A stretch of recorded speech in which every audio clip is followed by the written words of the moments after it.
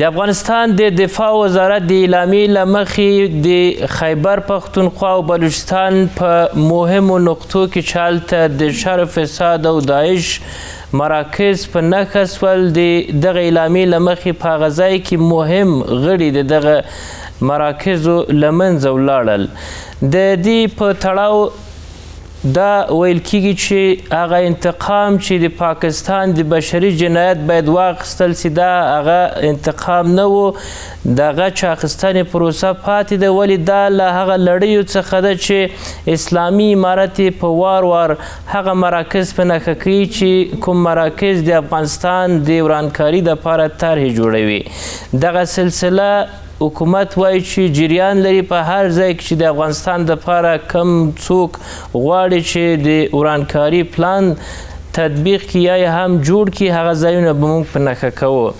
له دې وړاندې هندوستان هم پاکستان د ترهګرۍ مرکز بللی، ویلي چې د پاکستان څخه ټولې سیمې ته خطر متوجه ده. دغسې په وار وار نړیوال ادرسونو هم پاکستان ګرم بللی او په دې برخه کې چې له پاکستان څخه خطر متوجه ده. د اوسني پیښې په تړاو چې په افغانستان کې پاکستان ترسره کړله چې له کبله یې هم خلک شهیدان سول، په مقابل کې بیا له هغه وروسته چې کله افغانستان عملیات کوي هلته د ترهګرو او د شر فساد مراکز په نښه کیږي. دا هر څه په دې ثابتوي چې افغانستان یوازې ګواښ نه، د سیمې هیوادونه ګواښ سره متوجه دي. په دې برخه کې د سیمې هیوادونو مسؤلیت څه ده؟ هند باید څه وکړي؟ روسیه څه کولی سي؟ چین باید څه ترسره کړي؟ د سیمې نور هیوادونه چې د ترهګرۍ له ګواښه باید ځان خلاص کړي. د نن شپې تاوده بحثونه مو پر همدې موضوع ده. راسره په پروګرام کې 3 تنه قدرمن میلمانه دي. هر یو سیاسي شنونکی ښاغلی عبدالمالک افغان، بل میلمه راسره سیاسي شنونکی ښاغلی امان الله هوتکي او راسره پخوانی ډیپلومات ښاغلی عزیز مارج ده.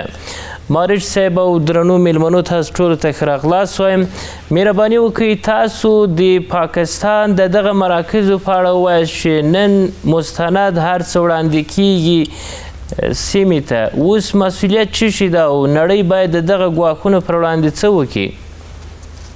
مننه جناب عزیز صاحب محترم. لومړی تاسو ته، افغان صاحب ته، هوتکي صاحب ته، تاسو تحقیقي همکاران ته لیدونکو سلامونه احترامات وړاندې کوم. وعلیکم السلام. ګورئ پاکستان داسې نه ده چې نړۍ ته ګواښ پېښ کوي یا سیمې ته. ګواښ یې پېښ کړی ده سیمې ته، د سیمې هیوادو ته، نړۍ هیوادو ته یو خطر ده. خپله پاکستاني چارواکي اقرار کوي چې موږ 3 لسیزې بخښنه غواړم، نن 10 کاله ترهګر روزلي دي، کرایي پوځونه ورکړي ده او اوس 14,000 پوځونه په اسرائیل کې د حماس او د فلسطین مسلمانانو پر وړاندې جنګېږي. عاصم منیر له امریکا سره د 40,000 ژمنه کړې وه کرایه، دغه لپاره داسې ګډوډي جوړوي چې هغه نه اوس ډډه وکړي. له سعودي عربستان سره دفاعي تړون لاسلیک کړی، ډارېږي که ایران سره ونښلي بیا موږ ته خطر جوړ نه کړي. ګورئ څومره مخکې یو ترکیه اتباع چې په همدې بلوچستان د پاکستان کې وه، داعش سره همکاري کوله، ګرفتار یې کړه په پاکستان په خاوره کې. د القاعدې مشر پاکستان کې وه، داعشیانو مشران او نور پاکستان کې دي.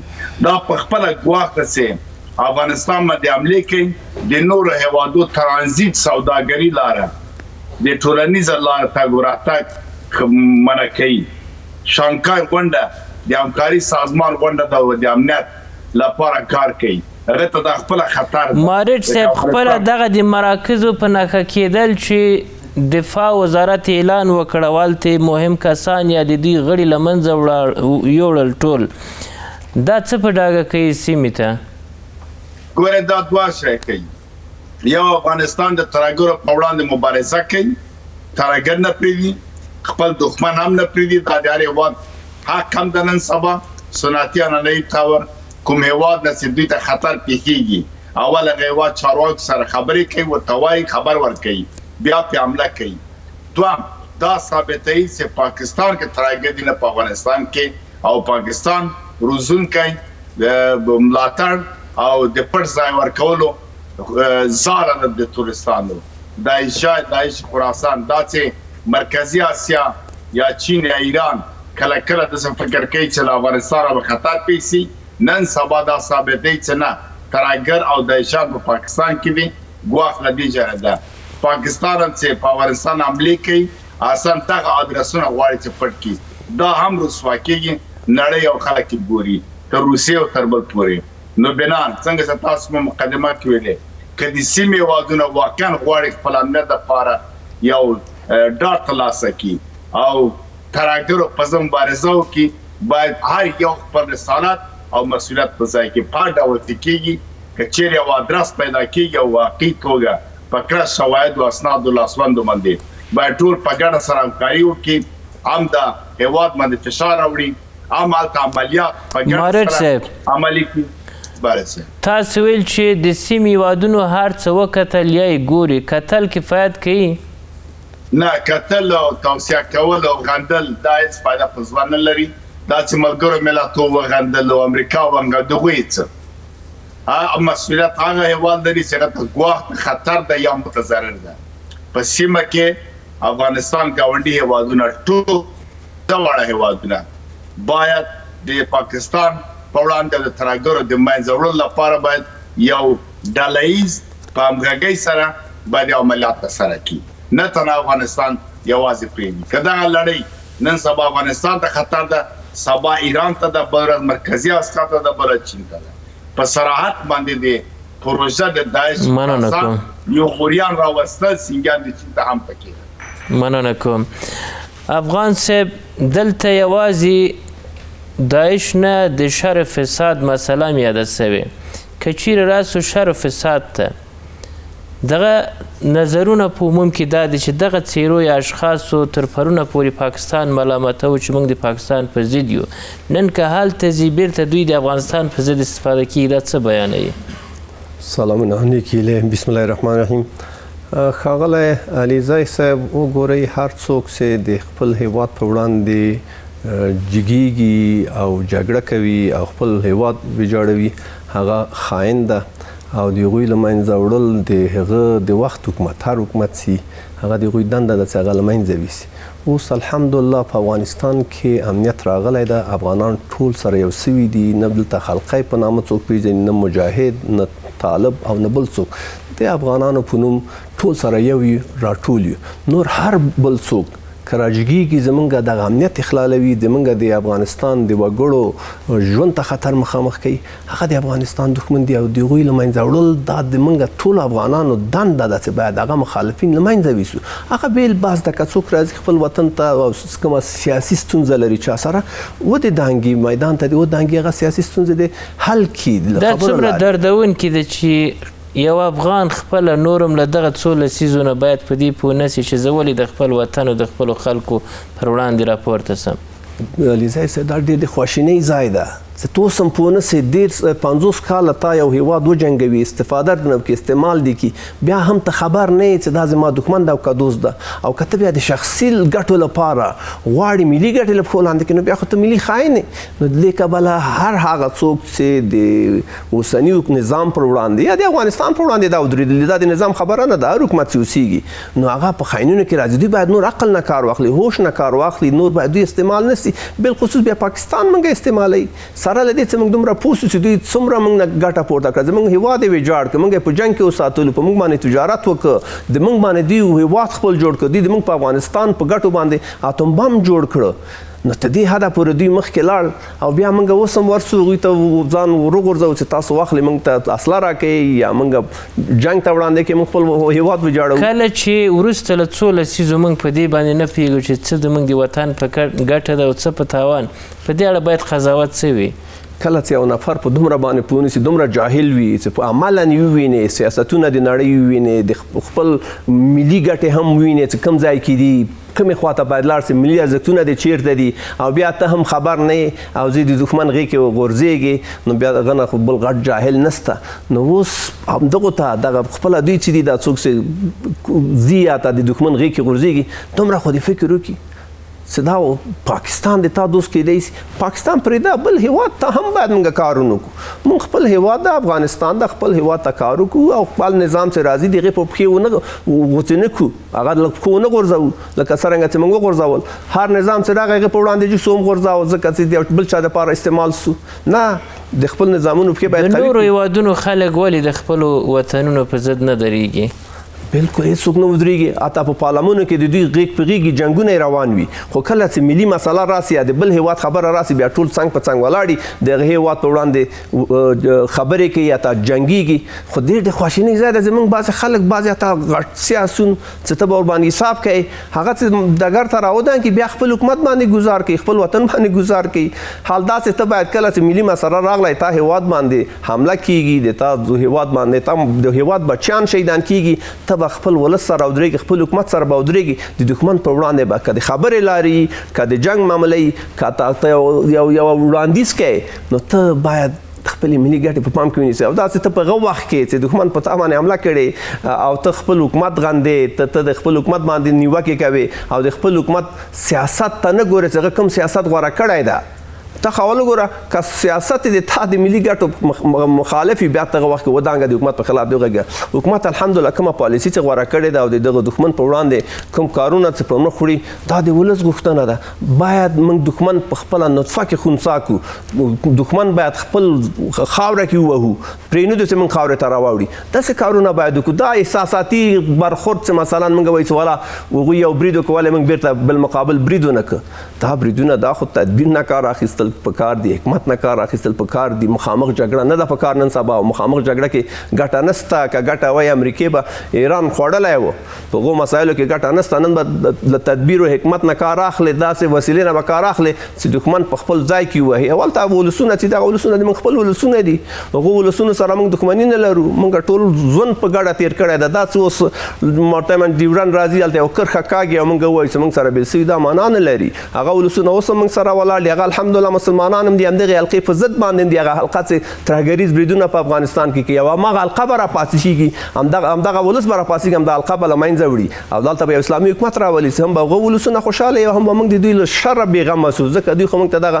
50 کاله شر جوړ کړی افغانستان کې موږ په ارامه باندې نه پرېږدو. پاکستان پوځي رژیم د دې هڅه کوي چې د کرښې دواړو غاړو ته افغانان په خپل منځ کې سره واچوي. دوی خو دا هلې ځلې تل کړي دي، په ډول نومونو باندې موږ ویشلي، کوشش یې کړی چې چاته یو نوم ورکړي چاته بل نوم ورکړي. خو اوس الحمدلله دغه ځای ولسونه هم پوه سوي دي، دې خوا هم پوه سوي دي چې موږ نور تاسو نه سئ جنګولی، نه م استعمالولی چې موږ یو افغانان یو، موږ د یو نظري خاوند یو، موږ مسلمانان یو، موږ نور تاسو نه سئ استعمالولی د یو بل په وړاندې او موږ به بالاخره دغه ولسونه د دوی ویښتوب ته چې اوس ګورې دا د پاکستان رسنۍ چې اورې ته متیقنه سې چې رښتیا هم هغه ولس د دې حلقې په خلاف ده او موږ افغانان سره ولاړ ده. مننه کوم. متقي صاحب تاسو لومړی د دغه پیښې تړاو چې کوم جنایت ترسره سو په دې اړه څه وایاست؟ که انساني او بشري حقوق په نړۍ کې مراتیږي، نن باید عکس العمل څه وایي د دغه پیښې په اړه چې نتیجه کې عام خلک شهیدان سول په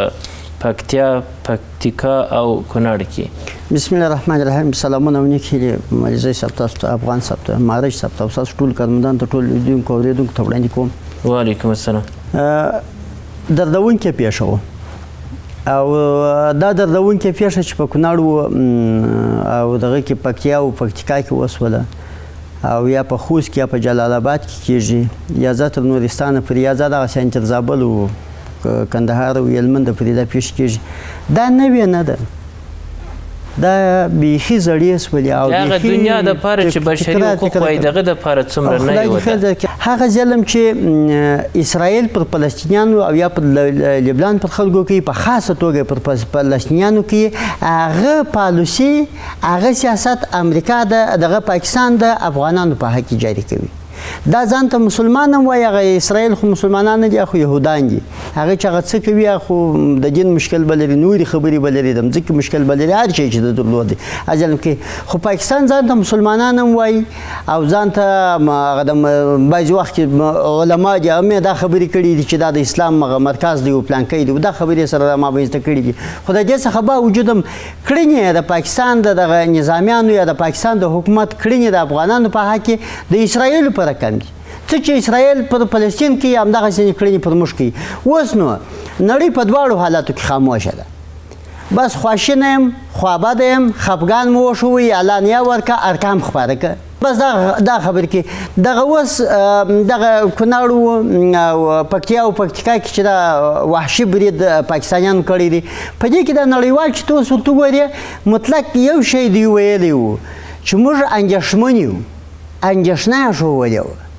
اوس نو اندېښنه یوه معنا لري خفګان بله معنا لري غندله بله معنا لري او د دوی په ضد اقدام بله معنا لري خو دغه غټ قدرتونه دا بیا په نړیوالو کې استازیتوب هم لري د بشر د حقونو په سازمان کې هم دوی استازیتوب لري او د امنیت په شورا کې هم هغه مهم غړي هم دغه هیوادونه دي خپله د برطانیه او یا د نور هیوادونه باید نه وای ویلي چې موږ خواشیني یو زه وایم دا په دغه خواشینۍ خو نه موږ ته ګټه کوي نه پاکستان د دغه څخه ګټه څه شي باید ویلی وای زه وایم اقدام پکار دی څه ډول اقدام داسې اقدام پکار دی علیزی صاحب داسې یو اقدام پکار دی چې دغه اور مړ کړي خو دوی د بشر د حقوقو مدافعین ځانونه بولي غټ قدرتونه بولي اور مړولی سي ولې نشي مړولی دا اور کېدلی شي چې مړ سي کېدلی شي چې خبرو ته لاره خلاصه سي کېدلی سلامت و ملامت معلوم کړي ولې نه مړ کوي خو مشکل دې ځای کې دی ما ته هم دا سوال پیدا دی چې ولې نه مړ کیږي دا زه وایم دلته څو شی یو خو نړیوال غواړي چې په دنیا کې یو ځای نه یو ځای د لوبو میدان جوړ وي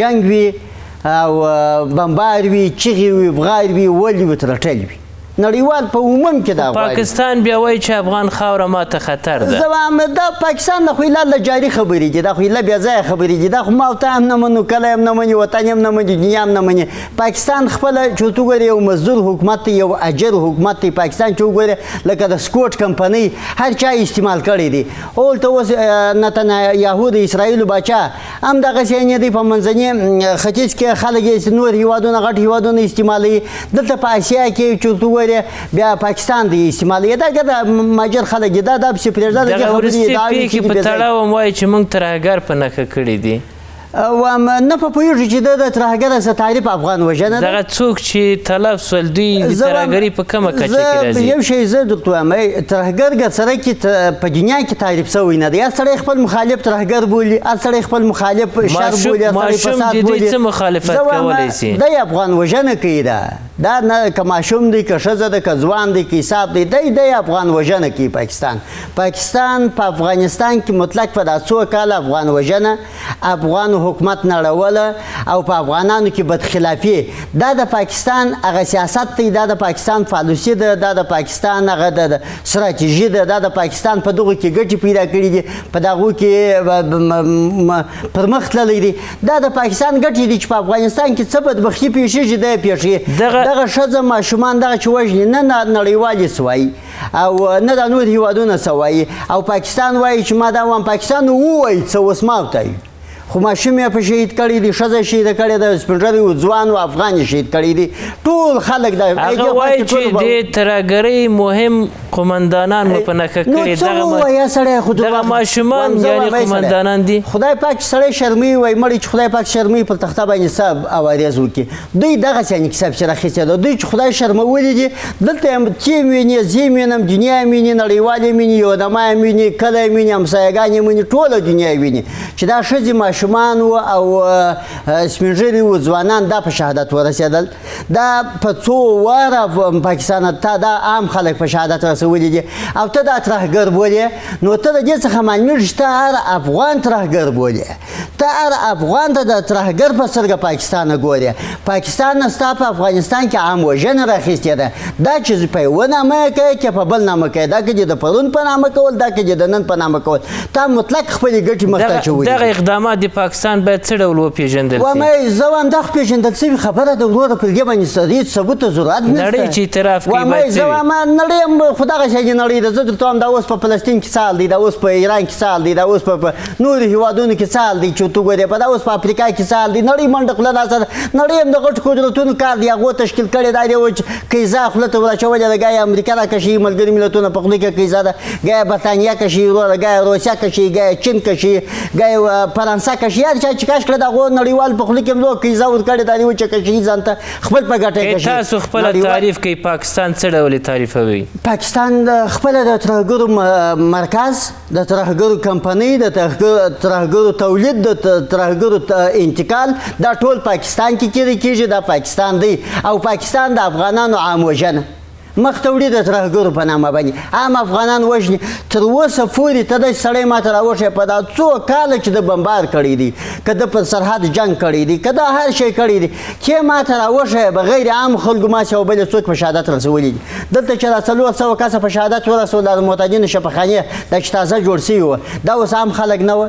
په دا نورو ولایتونو کې چې دا هر وخت پاکستان د عام خلک یا په بمبارۍ کې یا په توغندۍ کې یا په اوانونو کې چې دوی راغورځي، عام خلک یې په شهادت نه دي رسولي. نو خو د ده مقصد عام وژنه ده د پاکستان افغانانو. دا چې دی هر نوم ورکوي، مګر د ده په پالیسي، د ده سیاست د افغانانو په وړاندې عام وژنه ده. عام افغانان دي وژني مطلق، چې هر څه چې هر افغان یې ووژه دی د ترهګر ټاپه پر وهي. خو دا ټاپه هم ته وینې، هم یې زه وینم، هم یې دنیا ویني، هم یې نړیوال ویني، هم یې اسلامي سازمان ویني، هم یې کفري سازمان ویني. ټول یې ویني چې پاکستان د افغانستان پاکې ټولې ظلم کوي. مننه. بیرته راځو درنو لیدونکو، دمه لرو.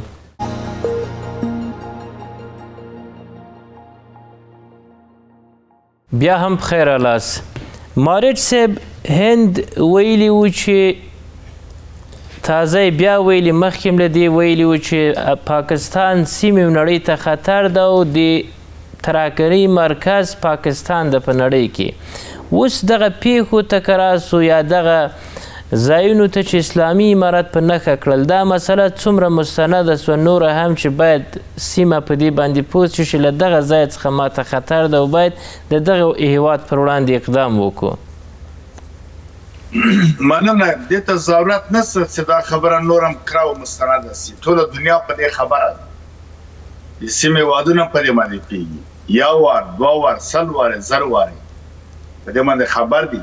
په دې باندې ټول پوهېږي چې پاکستان جوړ کړی غربي هیوادو د خپلو موخو دپاره ده. خلک په دې پوهېږي چې دغه پروژه له غربه ورکول کېږي چې دا کارونه کوه. د پاکستان چارواکي د غربه ټاکل کېږي. جنرال حمید ګل وویل د من چیف افسر په واشنګټن کې ټاکل کېږي. له دې نه پورته کران مستند نور اسناد چې شی سره یې رایه کړي، څه ووایي سره یې. خپله چارواکي وایي چې موږ ترهګر روزوي. خپله چارواکي وایي د جهاد په نوم په افغانستان کې د روس او د امریکا جګړه او موږ کرایه عسکر ورکوي.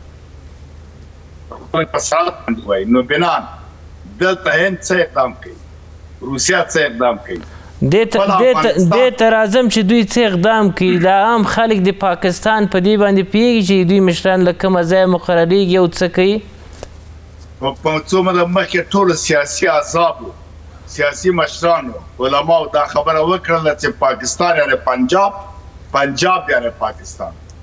پنجابیان دي هلته، پاکستان د پنجابیانو ده. نور وګړي څوک هلته واک لري. خو هره ورځ همدغه پنجاب راځي د کوزې خوا پښتانه هغه اشغال کړې خاوره چې د افغانستان یې نیولې ده. دا ټول وزن په یو نوم په بل نوم. خپل وګړو ته دوی ترهګر وایي. بلوچستان کې څوک د سر راپورته کړي د خپل حق، د خپل ازادۍ، هغه د ترهګر نوم دی. هغه ولې وزن له منځه وړي. په لکاو نفر دا اوس په پښتونخوا بلوچستان کې ورک دي.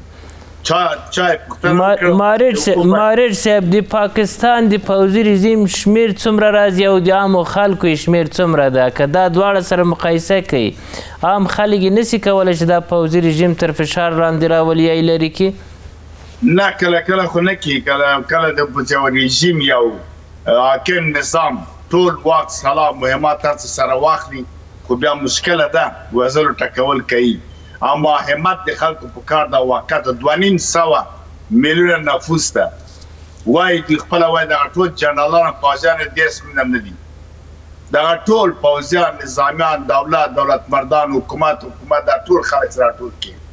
کا سیاسي احزاب سره ورکې مارم په خواشري سره او اردو دای څوګره ټول تقریبا دی وای چې شپږ لک نو بنان ولسی ما راپورته سي خو کله کله به همتی دی ولسی او کله کله بیچارهګي دته دواړه موجود دي دوی فدرالي پنو باندې توازن د قوا او حق ورکول تعادل عدالت نشته پنجاب وګورئ تاسو ځوان معیشت زندگی اما د نور صوبې مثلا پښتونخوا یا بلوچستان یا کشمیر یا سند فرق کوي بل خبردار چې چارواکي د پاکستان خپل په پاکستان باور نه لري دیم کې دا یو ایالت په غربي نړۍ ده په دې وجه چارواکي جنرالان ټول شتمنۍ پانګونه په بهر کې لري دوی راځي تنا د جنگ او جګړې په نوم د پیسې اخلي ایمل ولی درې هفته مخکې ویل چې پاکستان جنگ ونه کی جګړه ونه کی یعنی معنا د تورست مدارانه ولی پیسې او ماس بیا سعودي او امریکا نه ورکي معیشت ځوند پاندې ده خپل پاکستان او تولیدي او صنعتي لوی هواد نه ده تقریبا نفوس له جغرافیې نه زیات ده حالت کړه د ذات اسلامي وای نه اسلامي قانون لري نه تاریخ اسلامي ده عیسوي تاریخ استعمالي د جمعې ورځ رخصتي په ځای یک شنبه ورځ رخصتي کوي د نر نکاح په نر باندې تکیږي هر فساد او میرا منډي او بد اخلاقیات پرسته مګر نړیوال حمایت ناتل لري د غرب ناتل لري د غرب یو صوبه ایالت هر څه هر مشروعیت دي تور کوي ټول علماء یو استثناء نشته ټول علماء ویان د سپیکران دي آیسای د دوی د جنرالان د آیسای غلطو خلاف د شریعت امارت مشروعیت ورکي باندې باندې فتوا ورکي نو بنا د دې اوازنای مخنیوي باید سیمه وادون الله سره یو کی هند افغانستان ته پوزي قوت ورکي روسیا د ورکي چین د ورکي ځکه نور لدينا تورتګور خپل مړي خپل ځخمن حسابو بهتر د اقدام وکړي د افغانستان دولت کافي وسله لري د ناتو ټوله وسله ته پاتې سو د اردو ته پاتې سو خپل وسله است غلو رازانو مفسدینو شر او فساد کومه وسله پټه کړې و په غرو کې په سولو کې هغه راوستله خیا او عقیدای اردو لرو د پاکستان اردو خو موږ لیدل چې په 1993 کال کې بنگالیانو جامع ترویستل اندوانو نو بنا د دوی اجیره اردو ده تنخواه خور اردو ده همت نه لري غیرت نه لري یو عمله په پکار ده دا رقم ته کې ناستل او خندل په دې ماده نه کیږي مستقیمه د دولت په توګه باندې خپل خاوري خپل خلکو دفاع او حرکت نه ورکړه د افغان حاضر د توپک تلاش کی او ورته په پنجابیان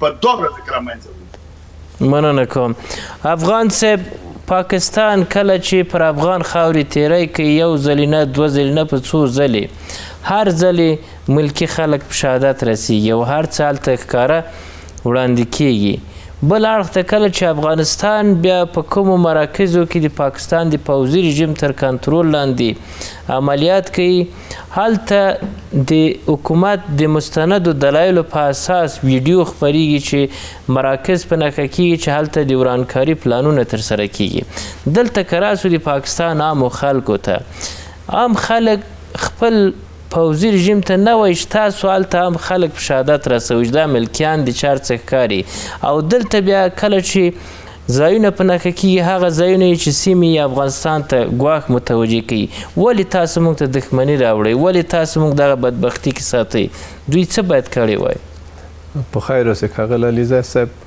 لومړی خو د دوی دغه استخباراتي ناکامي ښکاره کوي چې دوی په عامو وګړو باندې بریدونه کوي او بیا دعوه کوي چې دوی د ترهګرو پټنځایونه وویشتل او دې خواته کله چې افغانستان هلته هغو ځایونو باندې برید کوي چې هلته ترهګر روزل کیږي نو دا بیا ښیي چې د افغانستان استخبارات ډېر پرمختللي دي چې دوی هغو ځایونه پیدا کوي چیرته چې هلته ترهګر روزل کیږي چیرته چې هلته ترهګرو ته ځایونه ورکړل سوي دي حتی خپله پاکستان هم په خبر وي نو دلته اوس دا سوال هلته نړۍ ته پیدا کیږي چې کله اوس پاکستان ته ګوري چې دوی ډېر غټ نوم لري چې ګواکې د دوی استخبارات ډېر پیاوړي دي ډېر پرمختګ یې کړی او ډېره اوږده تاریخچه لري ځکه چې انګریزانو دا روزلي وو انګریزان هم دلته پاتې سو پاکستان ته او دې خوا زموږ د افغانستان استخبارات نوي دي او دا دومره پیاوړتیا لري چې کله هم برید کوي عام وګړي نه په نښه کوي هماغه دقیق د همغو مراکز ولي چیرته چې ترهګر روزل کیږي او که د دوی نظامي اډې ولي هغه هم ښکاره کوي نو دا ولسونه خو یې ګوري د پاکستان ولس او سیاسون هم دې ته متوجه دي وګوره دا خو اوس مثلا یوناما هم دا تصدیق وکړه د افغانستان کې چې دوی کوم بریدونه تر اوسه پورې کړي دي که دوی خپله ویلي چې ترهګرو په ټنځایونه ویشتي دي خو دلته نه یوازې افغانانو بلکې نړیوالو رسنیو د یوناما دفتر دا تایید کړې ده چې دغه بریدونه چې سوي دلته ولسي وګړي شهیدان سوي دي او اخوا خپله ته د پاکستان حکومت هم دا تایید کړې ده چې ترهګر ژوبل سوي دي یا د دوی نظامي اډې ویشتل سوي دي او دغه ځای ولسونه هم دا لیدلي دي ولسونه یې غږ پورته کوي خو د هغوی ګروګان نیول سوي دي هلته ولس غږ نه لري هلته دغه کم ملکي حکومت چې د هغه صلاحیت نه لري یوې خواته د پاکستان ولسونه د خپلو چارواکو د ناکامو برنامو په اساس ځپل کیږي بلې خواته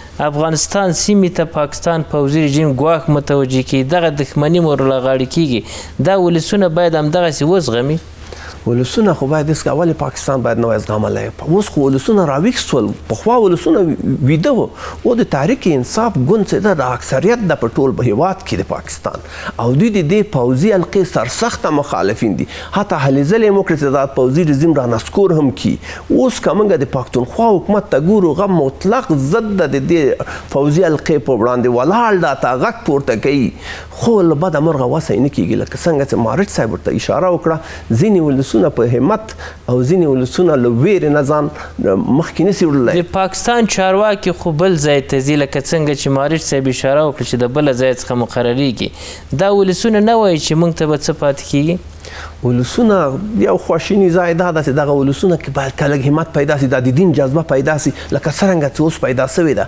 هلته ځینې اوس مجاهدین پیدا سوي دي د پاکستان په خاوره کې چې هغوی هم د اسلام لپاره جګړه کوي هم د خپل ولس لپاره دغه نظامي کړۍ په نښه کوي که دغه بریالي سول هم به د پاکستان ولس له دغه ګروګانګیرې ډلې نه راخلاص کړي او هم به سیمه ارامه سي کله که دغه حکومت د ولس په لاس کې وغورځېده بیا دغه نظامي کړۍ چې بالکل ټول سیاسونه ته ګروګان نیولي دي د دوی دغه ولسي او هغه محبوب صدر اعظم په زندان کې اچولی عمران خان نیازی هغه خو لانډه نه دي هغوی په دې ټولو شیانو باندې پوهېږي یوه ستونزه ده چې دوی ډېر سلو روان دي دوی باید غټ ګام پورته کړي او بالاخره د حلقګۍ نه نسکوره کړي حکومت په خپل لاس کې واخلي هم به سیمه نه ارامه سي هم به موږ ارام سو هم به هندوستان سره دوستي هم به کاروبار شروع سي او دا دروازې دوی تړلي دي کاروبار بند ده د پښتونخوا ولس د بلوچستان ولس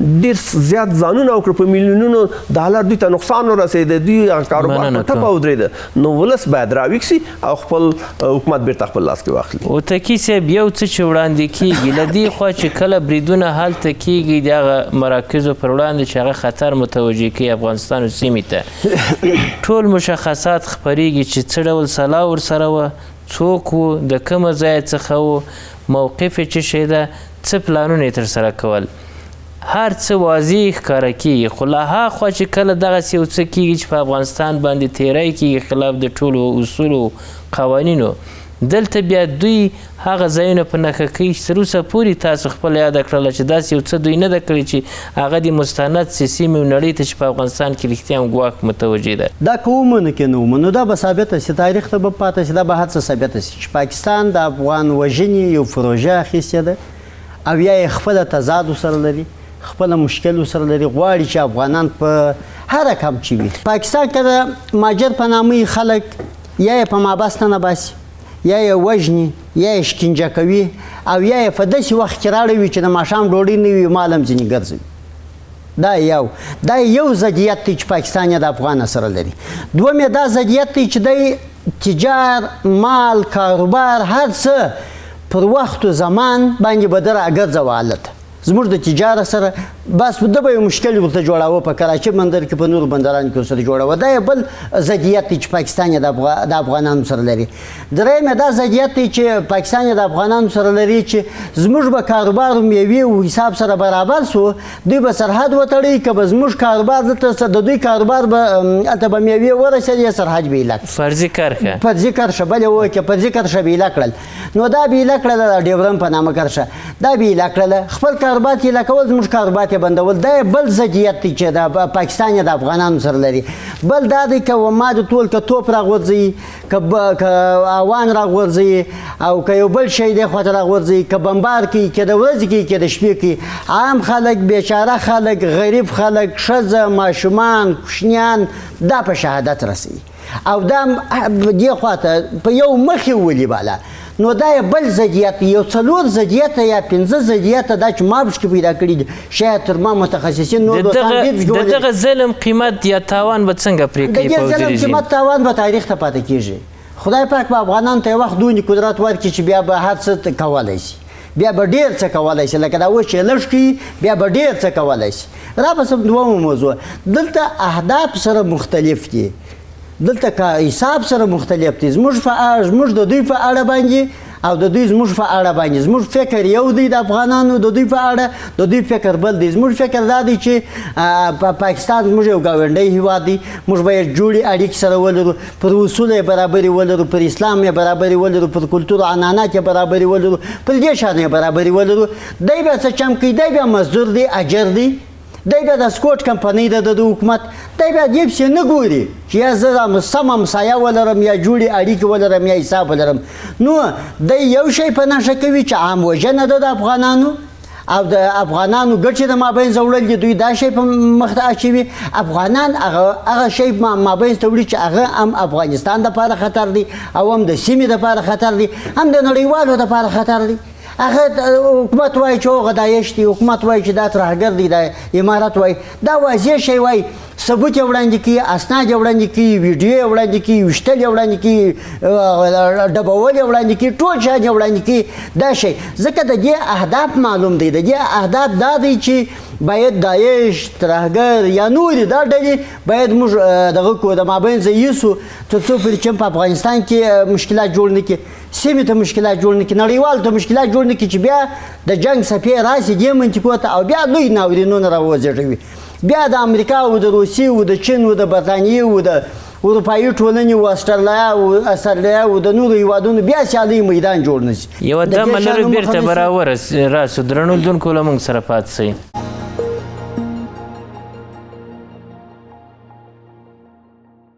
بیا هم پخیر رالاست.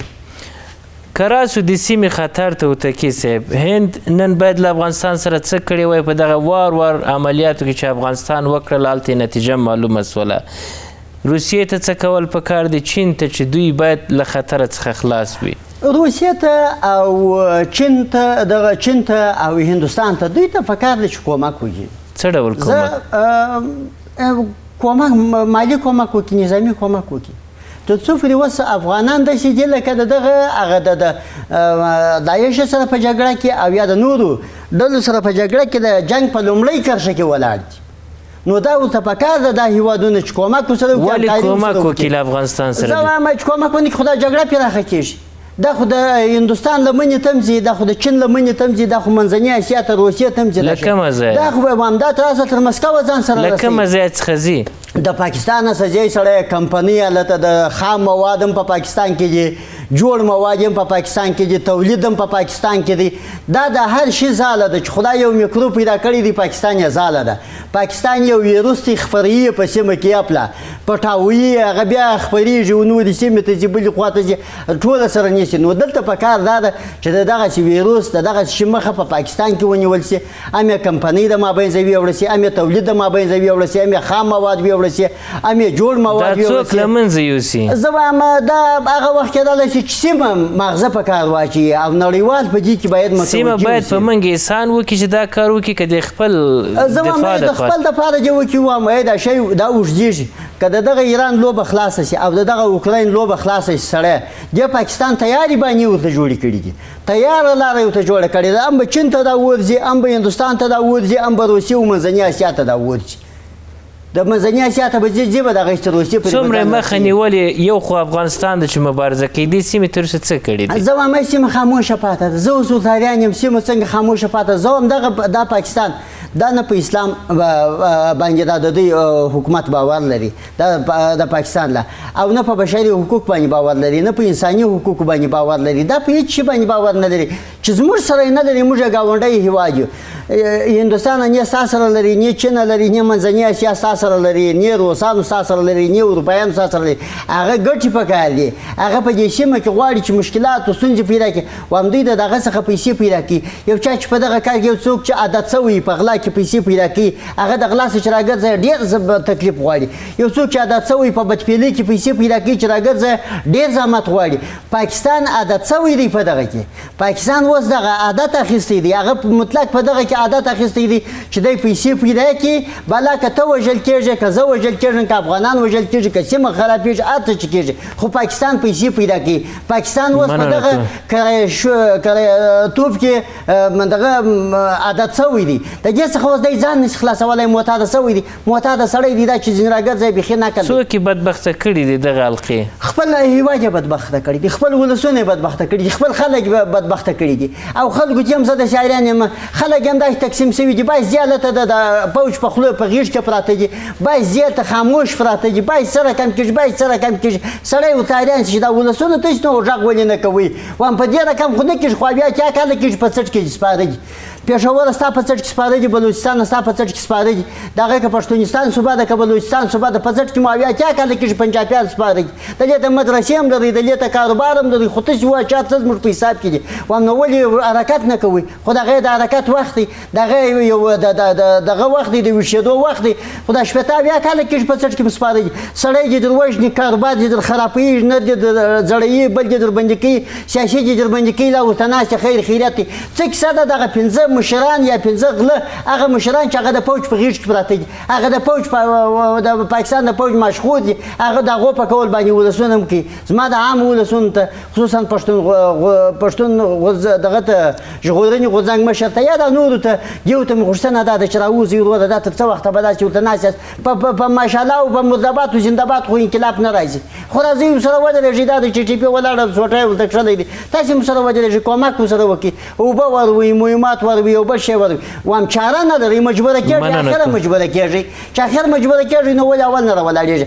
دغه حالات اوس نه وینئ، دغه حالات اوس تاسې پښتانه تاسې نه وینئ، بلوڅانو تاسې نه وینئ، نور خلکو تاسې نه وینئ. دا به تر څه وخته پورې پنجابیان په څټ کې سپارئ، تاسې به دغسې ورته ناست یاست. مارد صاحب، کوم څه چې په بلوچستان یا په خیبر پښتونخوا کې په نښه سول مراکز، دا د افغانستان د اوسني واکمني مسؤلیت ده چې باید خطرات هلته دفع کړي چې افغانستان او سیمې ته نه وي، که دا هلته د خپله د همدغه سیمې د خلکو مسؤلیت ده چې باید خپله یې مخه ونیسي؟ ګوره دا د ټولو مسؤلیت ده، بیا یې ځینې خپل مسؤلیت ادا کوي، ځینې نه کوي.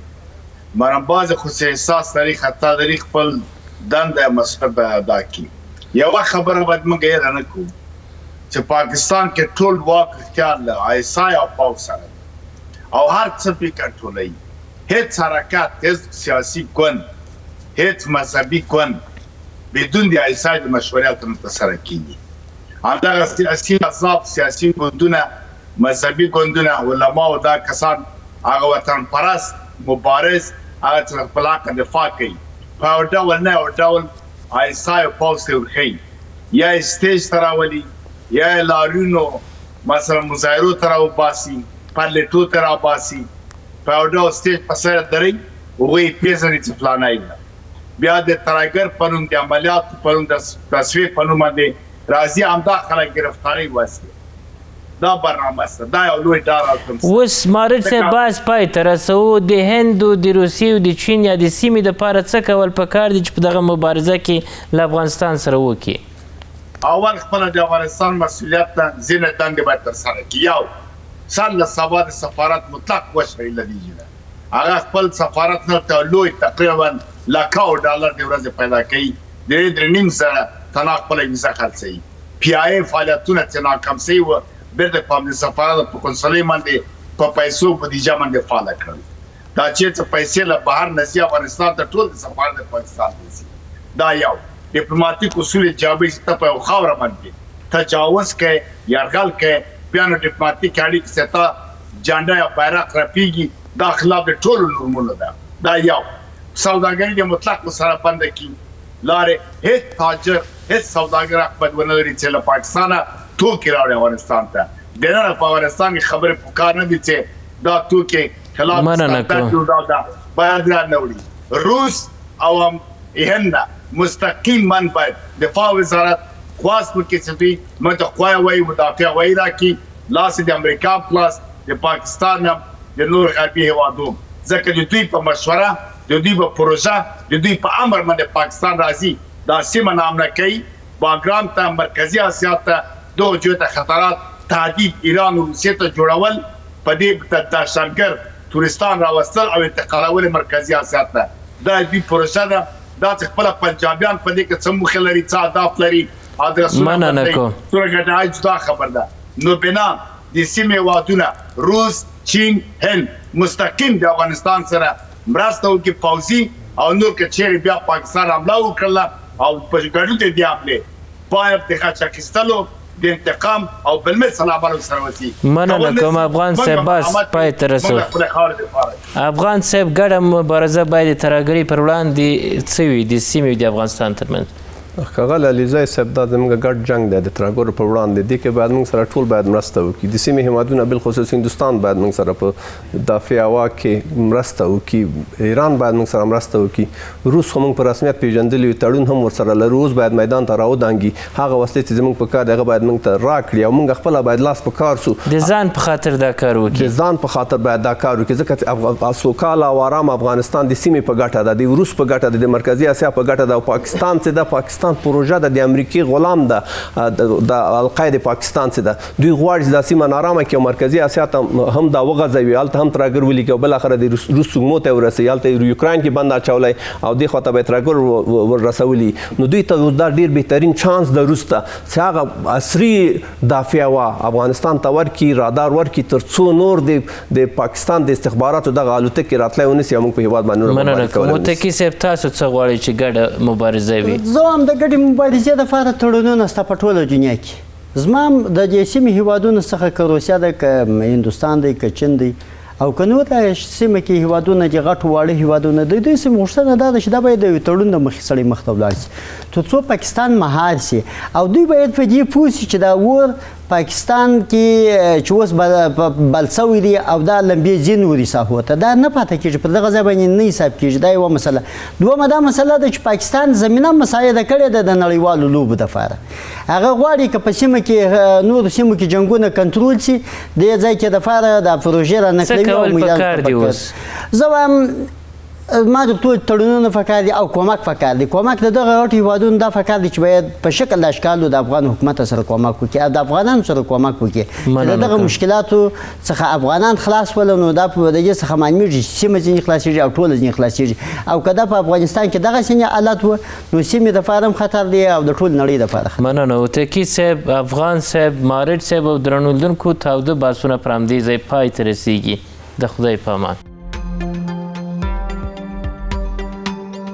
له لیدلو مو مننه.